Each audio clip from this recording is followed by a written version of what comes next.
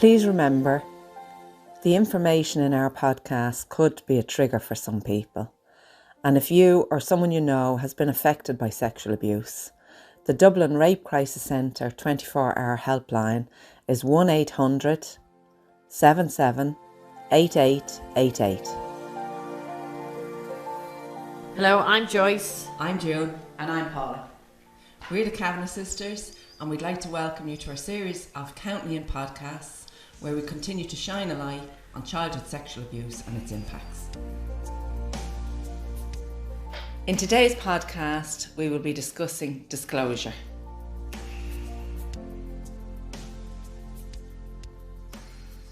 Why do you think disclosure is so difficult for victims of abuse? Because they're trained to keep this secret, like their whole lives have revolved around keeping a secret. And then to break that is like going against everything you've ever known and ever done. So I can understand why it's so difficult. And then, of course, all the stories that are out there about people that do bring up their abuse and they lose their entire families. And it's nearly always a family member or somebody known to the family. Like, many times have we, even over the last few years, met people who said, I've never told anybody, you're the first person I've said it to. Just I would be aware that people who haven't been abused and haven't lived in that situation, they might even understand as a child why you didn't tell anybody, but they really struggle with seeing people now coming out as adults and telling their stories. And that's the one thing I know is a block for people who haven't been abused, because they're looking at victims coming out, and part of them are thinking, if it was that bad, why did it take you 30 years to tell somebody? It's because it was that bad. Think about the confusion. When we talked about, for instance, making a statement, and it felt like you're nearly confessing rather than making a statement. So there's huge elements in that about why you wouldn't disclose. And then, there is a mindset that you believe, it did happen so many years ago. Like, I'm grand, let's just move on. The biggest obstacle would be the fact that you take responsibility for this crime, and therefore who's gonna rat themselves out? You're confused about your role in the whole thing. And when the abuse had stopped and when I was then an adult, I didn't understand that I was damaged because of the abuse. So I never thought at that age that I would actually need to talk to somebody about it. It's all part of the same thing. It's that mess that's in your head where you're holding responsibility. You feel you don't know what part you played in it. You're not clear if you're actually telling on yourself. The majority of the damage that's done by abuse is hidden, even to the person who's been abused. So therefore that desire to tell somebody isn't necessarily there. Yeah, and a strong message we need to try and put across is for the people that haven't yet disclosed and think like that. They don't need it. Yeah, and that's a big mistake they make, because we did it up to a point. Before this all broke, we were walking around like, sheer devastation, but we didn't know it. So we were just coping. We were stumbling through life, going from one drama to another. And also because you're hiding the damage from yourself, because you've developed a mask that you go out into society and live it with that you're not even fully aware of. I think for most people to disclose, it would take an event. It would take a catalyst. You won't even sit down one night and think, that's it, now I'm telling somebody. It will be a catalyst. For us, it was watching that programme on the Late Late Show where your woman talked about her abuse. Constance Nightingale. But at the same time, Paula, like when I made that call, it was myself and June having a conversation. Yeah, there must be something wrong with us. Like, you couldn't live through all that and, not have something wrong with you. So it wasn't a conscious thing. That was just a spur at the moment reaction to something. I thought, God, that's great. There is help out there. I didn't think that any further than that. And if things didn't happen the way they happened for us, I think I would have went to the grave with it. When we were children and tried to disclose, whatever you're met with will determine whether you try it again. Yeah. So when you tried to disclose to the doctor, Joyce? But I was 16 at that time. And I went to an office day and I was crying all the time. I didn't understand it. I didn't know what was happening. But I knew I felt like shit. and I went in an office day. I mean, the way I disclosed was my dad's doing things to me. He told me to go home, that Dad was coming down to him and he would sort it. Never asked, what is he doing? He wouldn't have had to. No, but you see, Yeah. it just shows the element of how many people actually did know and understand without you ever having to say a word. Yeah. And in them days, we would have said, nobody knew because nobody wanted to know. I don't know how I did that. But I know after I did it and nothing happened, I was fucking delighted because at that stage I was like a child because all I wanted was for it to stop. I didn't want him arrested. That wouldn't have entered my head. I just wanted it to stop. And when nothing happened, I was actually relieved because I thought it was too big a burden for me to carry. I couldn't deal with that. I had nightmares then thinking he was going to kill me. And what if they asked me more questions? What am I going to say? Because it was a year after I tried to commit suicide. And it wasn't to die, because I never actually wanted to die, but I wanted something in there to die. So all of that was a mixture of what happened, my attempted suicide. And then why you wanted to keep your mouth shut from there on in. Yeah. But I remember Joyce coming back and saying he won't do that to us anymore. I remember those words coming out of her mouth. And I remember where I was sitting on the stairs when he told me. And I remember getting up thinking, I don't know if I believe that. Yeah. And walking out, and I walked straight out of that house. We were in your friend's house, over across the road, and you called me and I raped. At that particular moment in time, I didn't know who I hated more, him or you. Yeah. Because she had sold me a fairy tale, and he had just taken it away. The first time I disclosed as a child, it was to a friend. I couldn't have been more than 8 or 9. We became blood sisters, where you prick your little finger and you tell each other everything, you know, no secrets and all that. And I told her, and I was extremely vague in my words. And I remember the look of confusion on her face. She wouldn't have known what I was trying to tell her. But to me, I screamed out what was happening. And I was waiting for her to go and tell her mother, who was like Daddy. As in, she was the only one I thought that was aggressive enough to stand up to him. And like that for weeks, I waited for her to come over and do something. And nothing ever happened. Yeah, and remember I told a priest, I think we were getting ready for our first communion. The whole school had to go over, and in preparation for the communion, you had to do your first confession.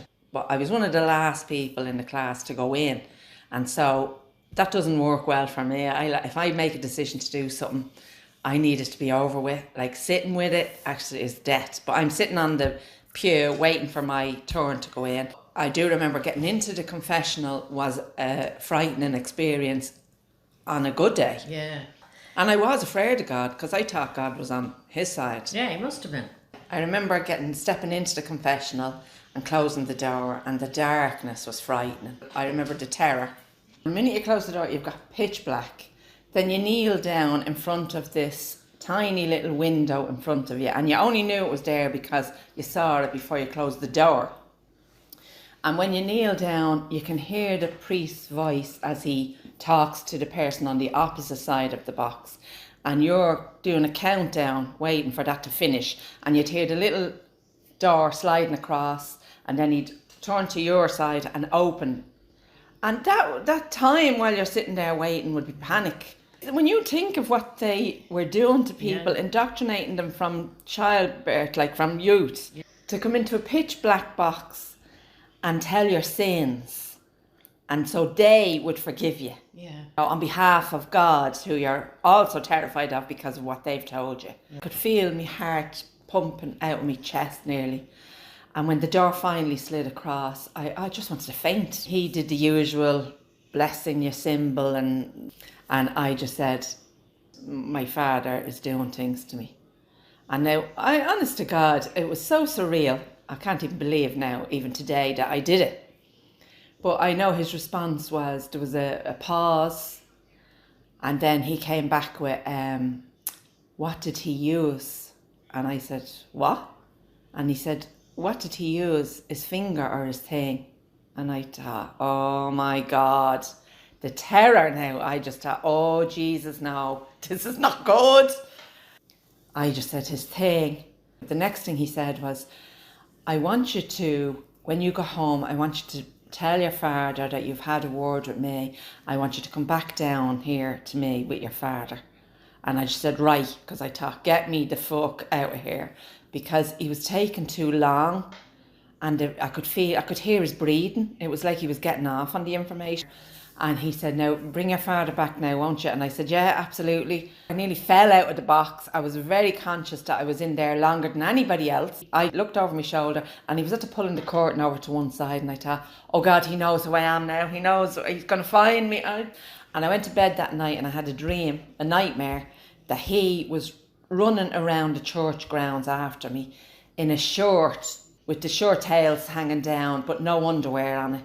And that's the way the outfit used to go around. He'd have on a pair of socks and a shirt, but he'd have no underpants on. So I never ever told another priest after that. I think the lead up to communion would have made you believe somewhere inside that if you don't tell this, it's a mortal sin. Absolutely. You're going to die. The fact that the three of us tried when we were younger. To tell somebody. Yeah, and when you're met with that resistance, why would you ever try again? But like even today, you know, that sounds mild to what's happening to some people today, because they're telling and they're telling and they're telling and they're going through the process and they're still not getting justice. I know. Like, that's a tough one.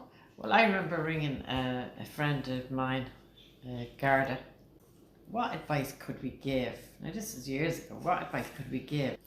Let them keep a diary. Who would keep a diary when they're 3 and 4? And even when we were doing the statements, can you recall a time or a date? Yeah. Or a vet, like where were you? Where was the venue? What was going on? It's that lack of understanding. Paula, we didn't even understand that we didn't hold all the information together. It's all broken up and put in different sections of the brain because it's too overwhelming.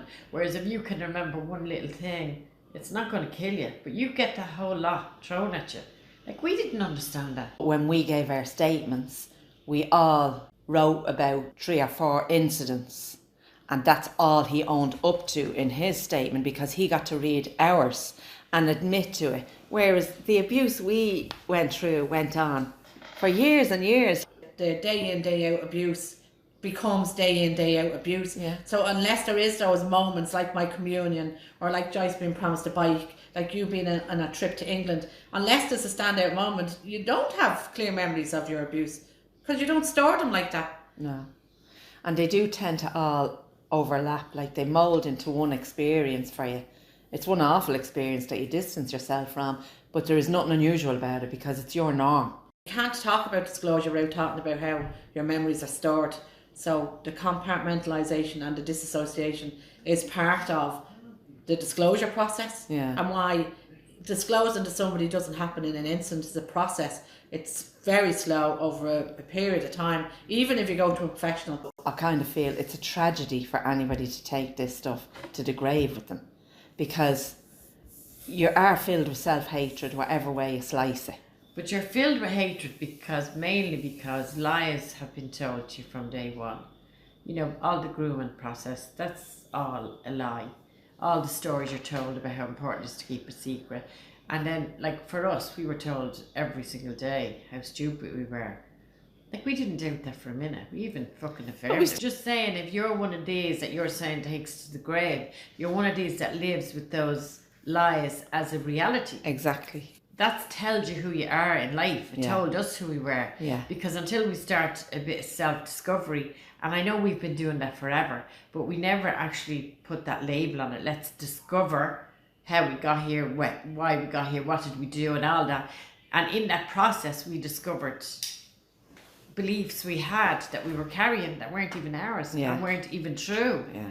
So it helped you find a new sense of yourself, probably the first sense of yourself. Well, to find your own truth, your own choice of beliefs, your own choice of feelings, not something that's been imposed and ingrained and indoctrinated into you. This is created by an abuser for you to believe certain things about yourself, for you to have whatever thoughts you have, and you don't even question them because you've always thought like that. It's not interrupted, and it can be interrupted by disclosure itself, because disclosure makes you actually think about things. Disclosure is step 1.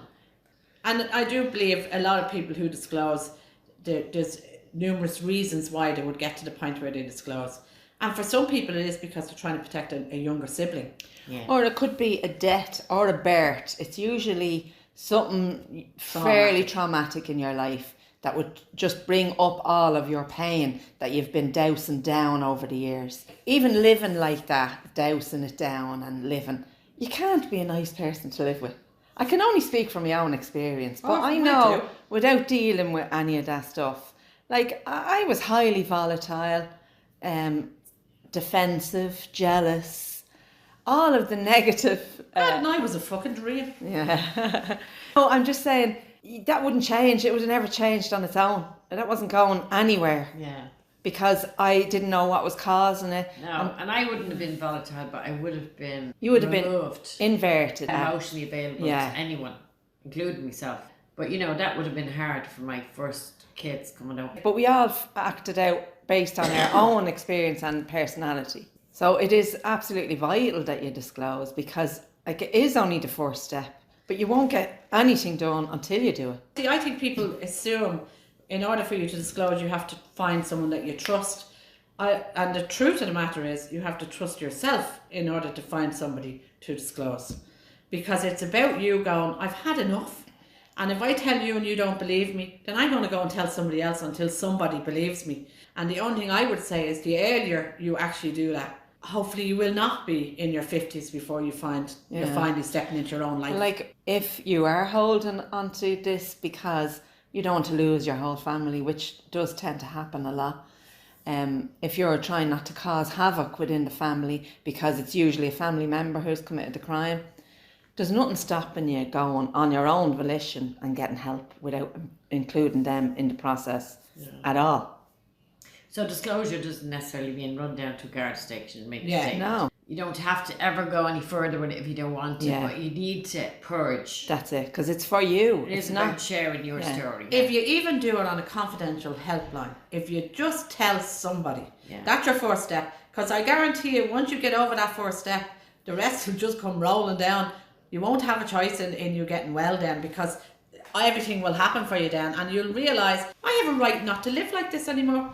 When we were growing up, there was never a word about sexual abuse. Like, you just wouldn't hear it. It's everywhere now today. Yeah. People who are keeping it a secret have to be hearing the message. They're also probably afraid now that if they do come and tell somebody, then they're going to have to go public, go to the court case, waive your anonymity. And that is not the reality for 99% of victims who come forward. Not understanding what's happening is abuse. Because when you're fairly young, you don't really understand what's going on. You know there's something not right. You know it's also your norm. You know, well, you haven't got the language to describe it or formulate it into a thought in your head. You know you don't like it. For most abusers with kids, they only have to threaten them for the child to hold on to that and think, oh, I better keep my mouth shut here. A big thing was not having the language to be able to explain what's happening. Because to a child, they don't know how to vocalise the fear, the hurt. So if I just learned how to be good, as in I was only being abused because I was bad, it would just stop. That's the combination of the outlet and the church. Yeah. Because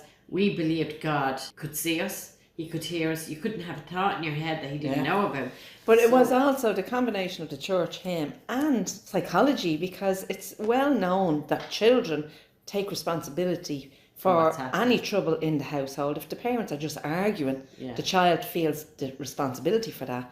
It was a natural thing, and the only conclusion we could come to after, considering the possibilities of, why is he doing this to me? He couldn't know that he's hurting me. Why isn't God stopping it? And is he helping them? And maybe they're doing that, maybe I deserve it. And it's a natural foregone conclusion for you to work out with your limited understanding and vocabulary. You arrive at, it must be me. We all tried to tell somebody and nothing happened. You were also brought up to believe that nobody had more power than him. You saw him standing up to absolutely everybody, police and everything.